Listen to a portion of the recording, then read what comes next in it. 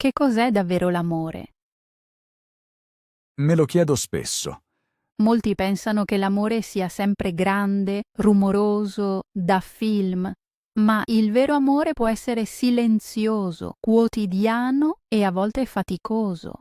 Sì, per me l'amore è meno un sentimento, è più una serie di scelte. Quando chiamo gli amici, anche se sono stanco, scelgo l'amore. Vale lo stesso quando ascolto davvero la mia compagna invece di annuire soltanto. Sono d'accordo. Per me l'amore vive nei piccoli momenti. Per esempio, un espresso al mattino preparato dal partner. O una parola calda quando la giornata è pesante. Esatto. Molti cercano il sentimento perfetto e perdono le vere occasioni. Sì, lo capisco. Quando mi sono trasferita a Roma aspettavo grandi fuochi d'artificio d'amore. Ma la relazione che è rimasta è cresciuta piano, giorno dopo giorno. Forse i nostri ascoltatori hanno storie simili. Scriveteci pure. Penso che l'amore ci mostri molto anche su noi stessi. Giusto. Quando amo qualcuno vedo meglio i miei limiti e le mie paure. E impariamo a essere pazienti o coraggiosi o sinceri. Questo rende l'amore complesso, ma anche emozionante. Luca, diresti che l'amore cambia con l'età? Assolutamente. A 20 anni ero molto romantico e pensavo che l'amore risolvesse ogni problema. Oggi cerco più calma, rispetto e gioco di squadra. Suona molto maturo. Sto vivendo qualcosa di simile. Forse notiamo che l'amore cambia perché cambiamo noi. Sì, l'amore è come uno specchio. Ben detto. Grazie. Molti film mostrano solo l'inizio dell'amore, le farfalle, non la vita quotidiana. Sì, quasi mai vedi le scene in cui le coppie puliscono o pagano le bollette. Proprio lì si prova l'amore. Assolutamente. Ricordo un raffreddore. Ero a letto e il mio amico cucinò una zuppa. È un'immagine bella. Sembrava poco speciale, ma sapevo che era vera cura. L'amore non deve gridare, può anche sussurrare. Eppure esistono anche fuoco e passione. Certo, e i due possono convivere. Forse gli ascoltatori si chiedono come riconoscere il vero amore. Bella domanda. Per me un segno è poter essere me stessa, senza maschera. Aggiungo, ti senti al sicuro anche quando litighi. Oh sì, i conflitti fanno parte, Importante è che resti il rispetto. altrimenti l'amore diventa presto potere o paura. Non lo vogliamo. No, Altro errore. Amare non vuol dire pensare sempre allo stesso modo, opinioni diverse possono perfino rafforzare l'amore perché impari ad ascoltare. e a trovare compromessi. Esatto. Forse aiuta un piccolo esercizio. Ogni ascoltatore può chiamare qualcuno e chiedere come stai. Molto bello. Spesso l'amore parte così. Sono curiosa se i nostri ascoltatori lo proveranno. Ora penso che abbiamo posto una buona base. Giusto, presto passiamo alla prossima storia. Esperienze personali. Benvenuti al capitolo 2. Le nostre esperienze personali d'amore. Sono un po' nervosa, la mia storia è molto privata. Lo capisco, ma proprio questi momenti aperti rendono prezioso il podcast. Bene, allora comincio. Anni fa ero in una relazione che spesso mi confondeva. In che senso? Eravamo molto diversi. Lui rumoroso, spontaneo, sempre fuori, io più calma e amante dell'ordine. Sembra faticoso. Sì, era faticoso e anche bello. Ho riso tanto, ma ho anche dubitato. Continua, per favore. Una sera litigammo forte. Pensai fosse finita e stavo già facendo la valigia. Oh no. Capì la gravità, si sedette accanto, prese la mia mano e disse 3 parole. Ti vedo. Che forza. In quel momento capii che amore è vedere davvero l'altro, non vincere. E poi? Parlammo a lungo di paure, sogni, limiti. Dopo mi sentii leggera, quasi nuova. E siete rimasti insieme? No, alcuni mesi dopo ci separammo comunque, ma fu calmo e rispettoso. Sapevamo di aver imparato. Cosa hai imparato esattamente? Ho imparato che l'amore a volte libera e che l'onestà conta più dell'armonia. Lezione preziosa. Grazie. Ora vorrei sentire la tua esperienza. Volentieri. La mia storia è diversa, ma anche confusa. Sono curiosa. 3 anni fa incontrai Anna, una compagna del mio corso serale. Ok, Ci capimmo subito. Tante risate, molte pause caffè, tutto sembrava leggero. sembra bello. Un giorno disse che presto doveva stare 1 anno in Spagna per studio.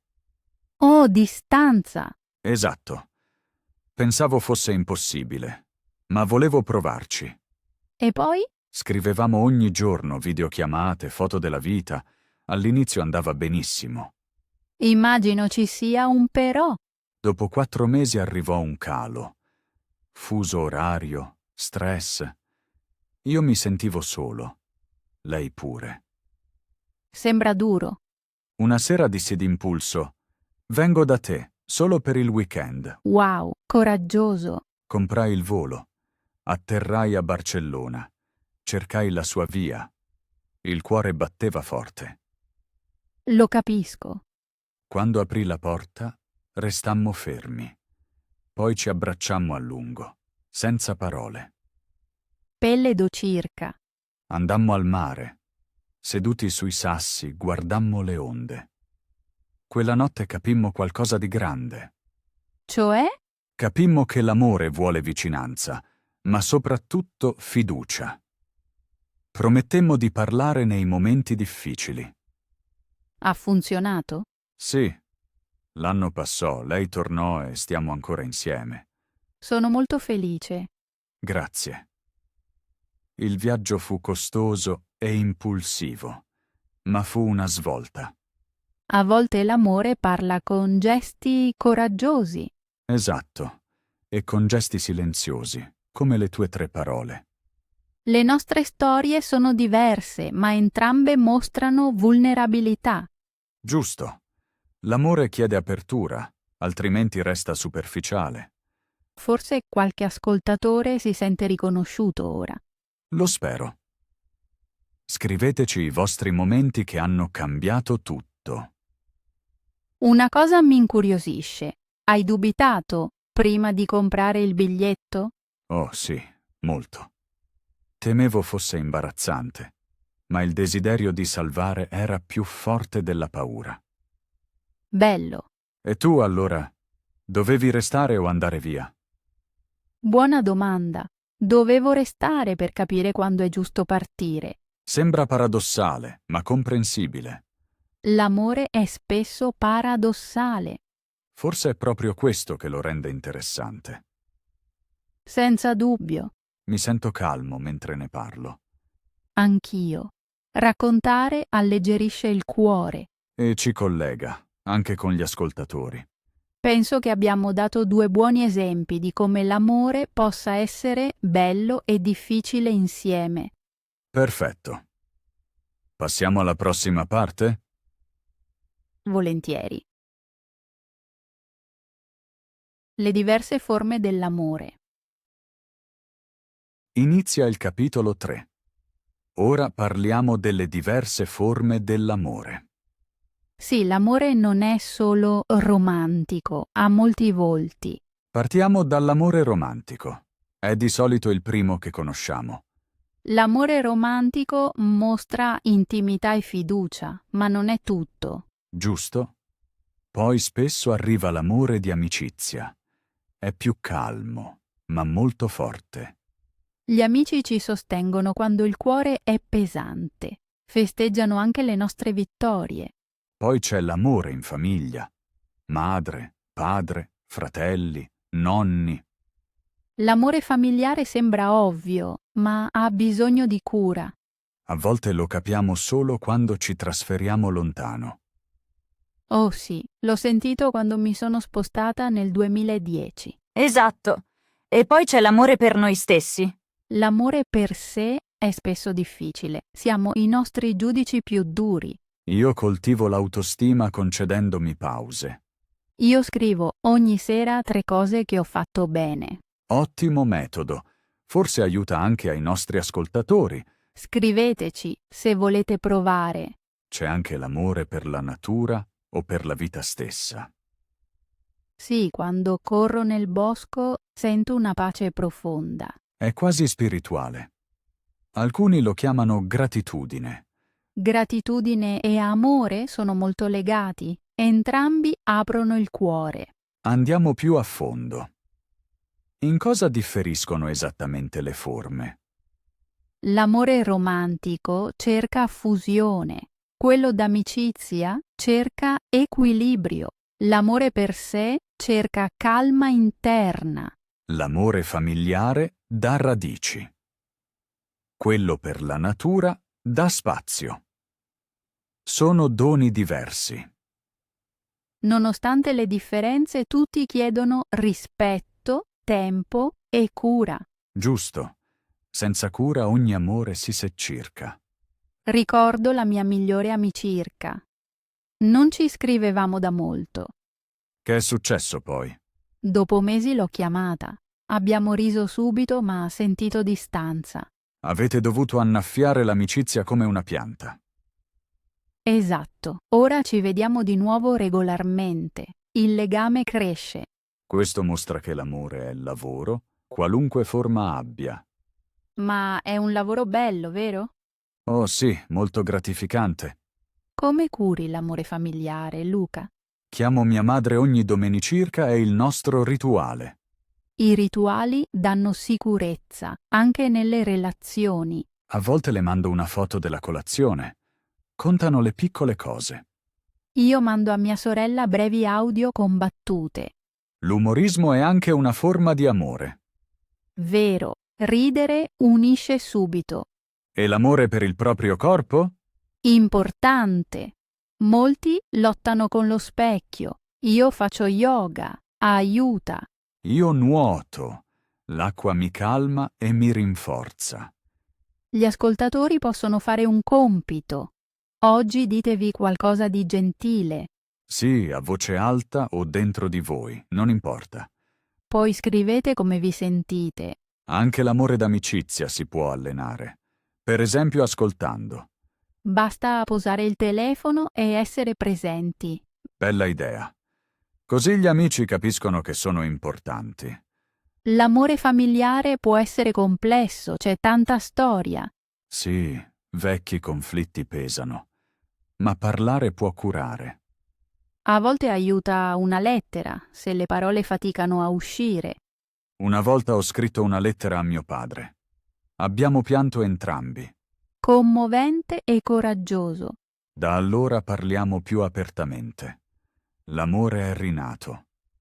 Vedi, ogni forma di amore vuole apertura. E pazienza, tanta pazienza. Quale forma ti costa di più? L'amore per me stesso, davvero. Sono spesso critico con me. Anche per me, ma ci lavoriamo, giusto? Certo, passo dopo passo. Forse gli ascoltatori condividono i loro trucchi per l'autostima. Volentieri. Potrebbe aiutare tutti. Passiamo all'amore per la vita. Che significa per te? Per me è curiosità. Valutare ogni esperienza.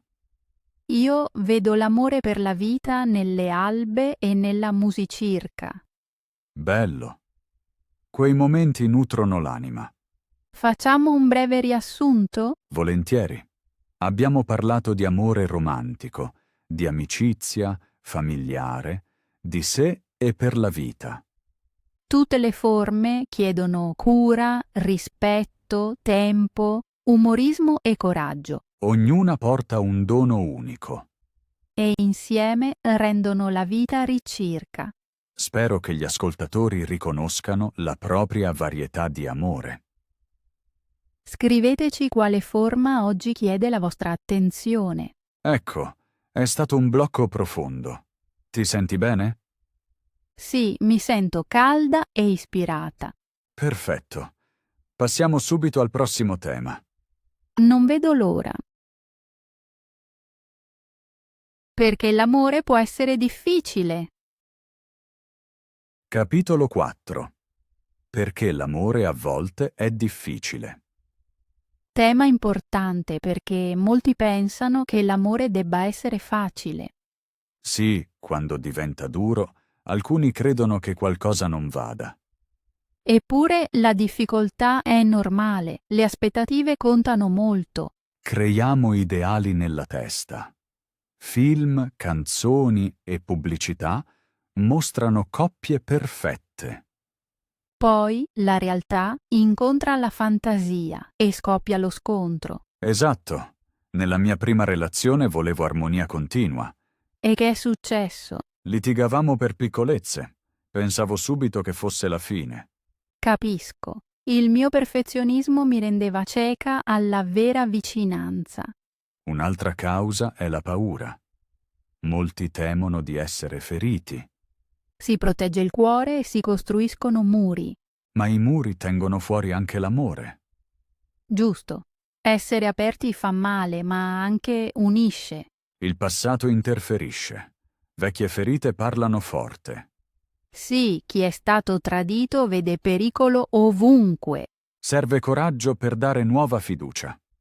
Anche l'autostima c'entra. Chi non si ama cerca conferme continue. Questo può stressare il partner. Nasce un circolo vizioso.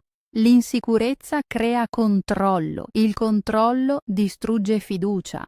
Uff, complesso. Assolutamente. Però parlare aiuta. La comunicazione è chiave. Sembra facile, ma è difficile.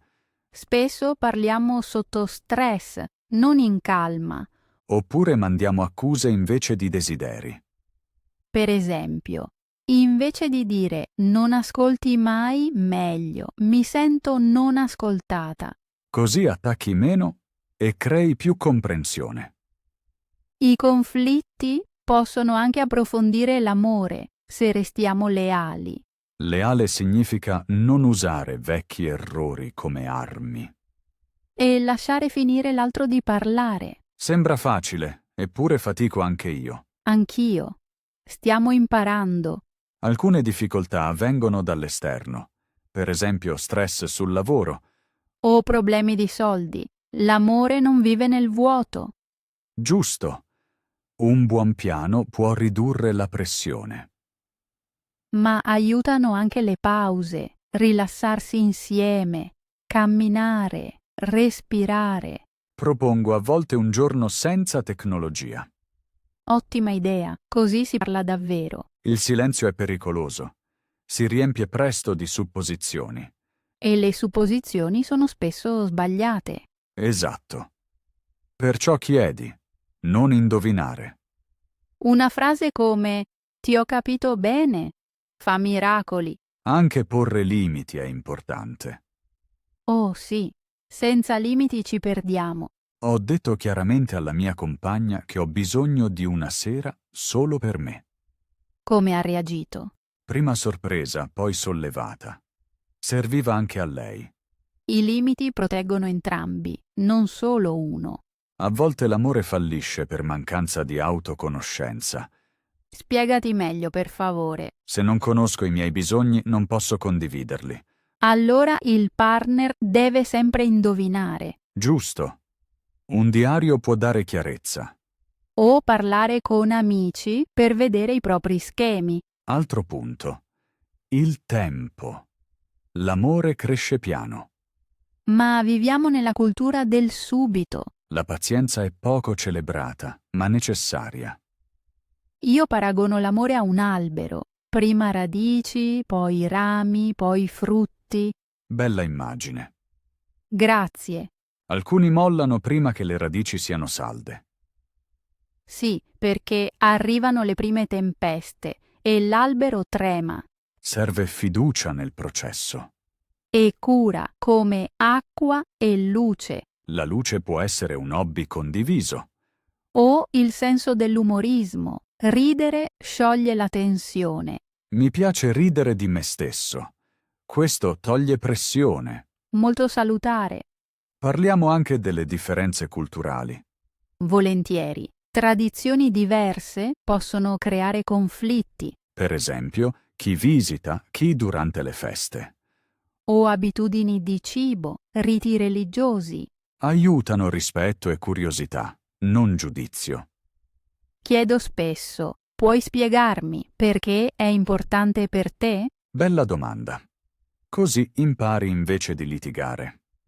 In sintesi, l'amore è difficile per aspettative, paure, passato, comunicazione, stress e cultura. E proprio queste sfide danno profondità all'amore. Senza attrito, niente lucentezza, si dice. Vero? Forse gli ascoltatori pensano ora ai propri ostacoli. Vi invitiamo a scrivere un ostacolo e pianificare un piccolo passo. Un passo basta, poi si continua. Così cresce il coraggio. Luca, ti senti capito? Sì, il tuo ascolto rende il tema più leggero. Anch'io. Parlare toglie peso. Bene. Credo abbiamo illuminato le ragioni principali. Sì, passiamo al prossimo capitolo quando vuoi. Sono pronto. Cosa chiede l'amore? Inizia il capitolo 5. Ci chiediamo: cosa chiede davvero l'amore? L'amore suona romantico, ma è anche lavoro e impegno. Lavoro sembra duro, ma può portare gioia. Esatto. Partiamo dalla pazienza. Senza pazienza niente cresce. Ricordo il mio primo tentativo di cucina con la mia compagna. Oh, racconta per favore. Volevo provare una nuova ricetta. Tutto durò molto più del previsto. Conosco il problema. Lei restò calma, mi aiutò, tagliò verdure, mise la musicirca. Sembra vera pazienza. Alla fine il cibo fu medio, ma ridemmo molto. E la relazione guadagnò punti. Esatto. La pazienza ci avvicinò. Prossimo punto. Attenzione. L'amore vive di piccole osservazioni. Per esempio? Il mio ragazzo alza le spalle al mattino quando è stressato. Interessante. Cosa fai allora? Appoggio una mano sulla sua schiena, senza parole. Bel gesto. Attenzione vuol dire vedere senza giudicare. Giusto. Così l'altro si sente visto. Che dire dell'ascolto? Senza ascolto non c'è amore. Sì. Ascolto attivo significa contatto visivo, domande, non rispondere subito. Molti pensano già alla risposta mentre l'altro parla. Lo faccio anch'io a volte. Esercito una regola. Prima respiro, poi parlo. Buona regola. Il respiro crea spazio. L'amore chiede anche presenza, corpo e mente. Telefono via, televisione spenta, vero stare insieme. Abbiamo una sera a settimana senza schermi. Cosa fate allora? Cuciniamo, giochiamo, parliamo. A volte restiamo in silenzio. Il silenzio può essere molto intimo. Sì, se non è imbarazzante, ci sentiamo uniti. L'amore richiede anche coraggio per temi difficili. Per esempio soldi, futuro, salute. Ho evitato a lungo il tema soldi. Creava stress. Come hai risolto? Ho detto, ho paura di questa bolletta, possiamo pianificare. E poi? Lui ascoltò, facemmo un budget. Mi sentii sollevata. Il coraggio fu premiato. L'amore chiede anche affidabilità. Devi esserci se prometti. Essere puntuali è una forma di rispetto. Sì, mantenere piccoli impegni rafforza la fiducia. Dico sempre, le parole sono semi, le azioni acqua. Bella immagine. L'amore chiede anche perdono. Tema difficile. Molti trattengono la rabbia a lungo. La rabbia consuma energia che l'amore potrebbe usare. Come impari a perdonare? Scrivo una lettera che non spedisco. Poi la brucio. I rituali aiutano a lasciare andare. Esatto. Dopo respiro più profondo. L'amore chiede anche di festeggiare le differenze, non combatterle. La mia compagna ama il jazz, io il rock. Alterniamo la musicirca. Così scopri cose nuove e mostri rispetto. Altro punto. Sostegno nella crescita. Che cosa intendi esattamente?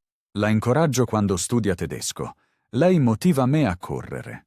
Quindi crescere insieme, non frenare. Sì, l'amore è un progetto di squadra. Serve anche festeggiare i successi. Facciamo un piccolo ballo quando qualcuno raggiunge un obiettivo. Ballare unisce corpo e gioia. L'amore richiede chiarezza sui confini, l'abbiamo già detto. Sì, ma i confini non sono muri, sono porte con campanello. Bella frase. Grazie. L'amore chiede anche umorismo. Senza risate tutto pesa. Attacco biglietti divertenti al frigo, piccoli insider. Gli insider rafforzano il senso di noi.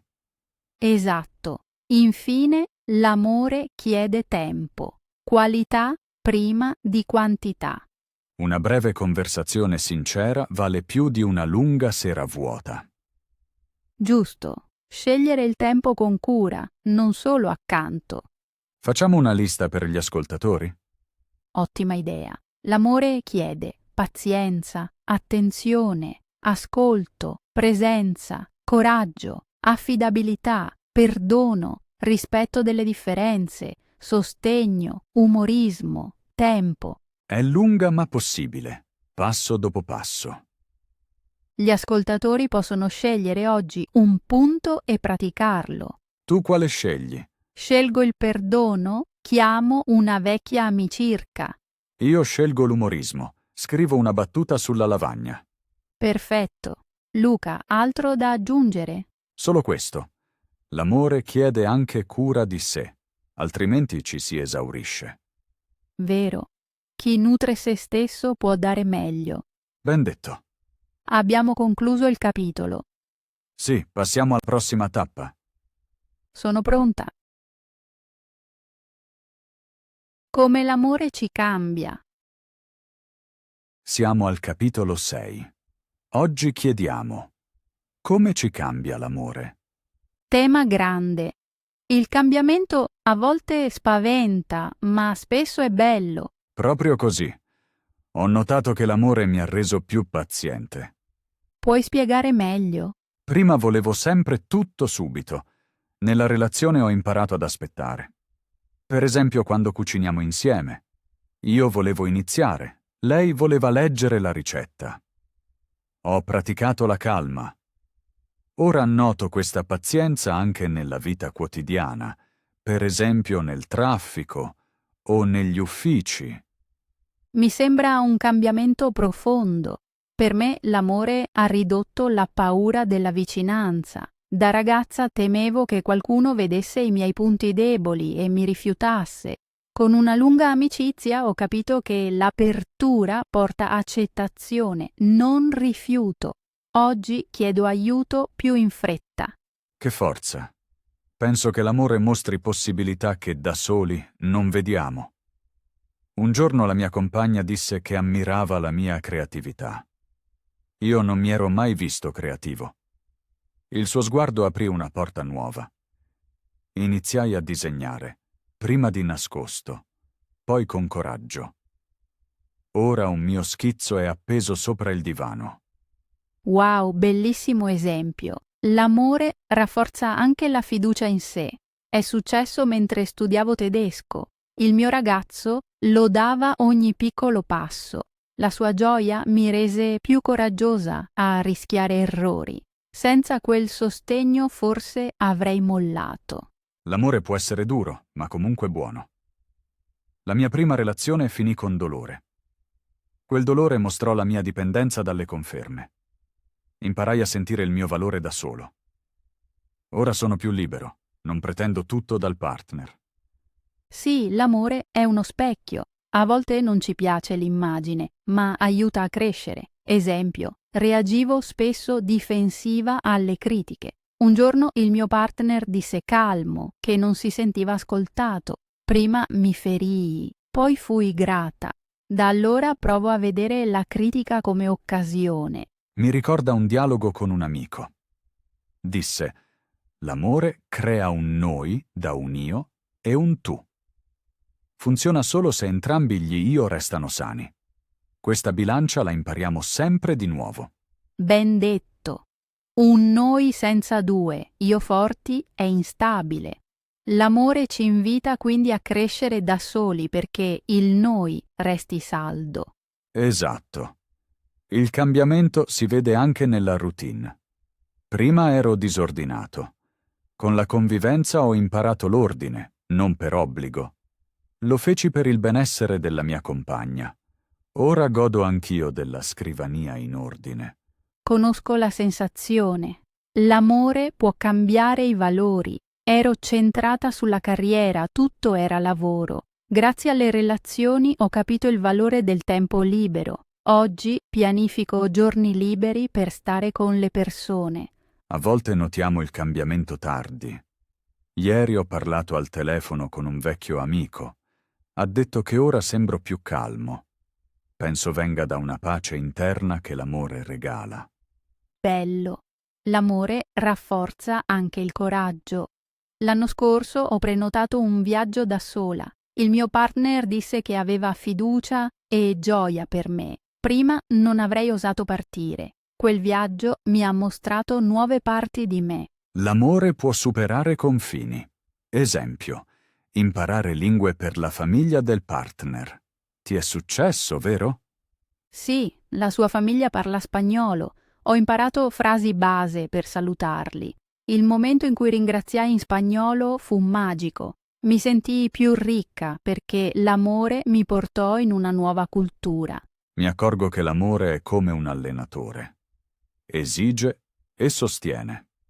Bel paragone. Un allenatore vede il potenziale, ti fa sudare, ma esulta quando migliori. Dobbiamo dire anche che l'amore può renderci più teneri.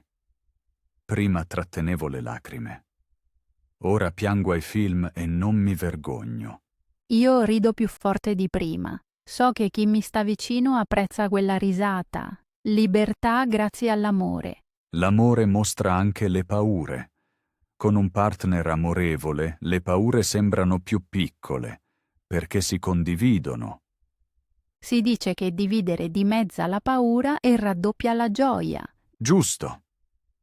I nostri ascoltatori possono chiedersi: quale qualità l'amore ha rafforzato o cambiato in voi? Forse coraggio, calma o creatività. Scriveteci, siamo curiosi. Ultimo punto. L'amore cambia anche se stesso. Quello che ieri era romanticismo, oggi è amicizia, e domani forse di nuovo fuoco. E noi cambiamo con lui.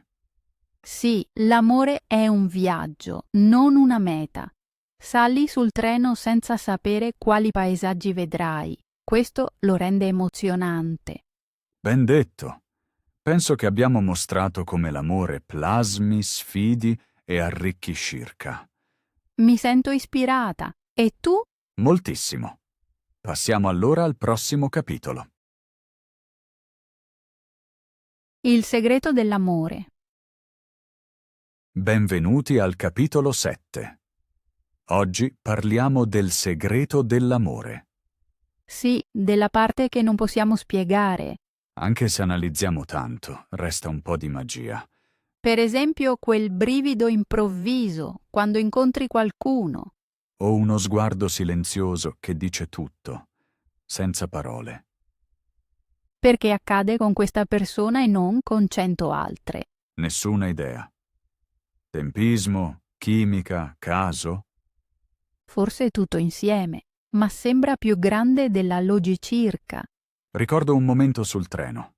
Una signora anziana sedeva accanto a me. Non ci conoscevamo. All'improvviso posò la sua mano sulla mia perché il treno sobbalzò forte. Un attimo breve, ma provai un calore profondo. Che bello! Era amore in forma di umanità. Esatto. Non la vidi mai più, ma la sensazione rimase. Alcuni lo chiamano caso, altri destino. Tu che ne pensi? Penso che la vita ci doni questi attimi per tenerci aperti. Aperti all'inaspettato. Sì, l'amore può anche svanire senza motivo chiaro, Fa male, perché cerchiamo risposte.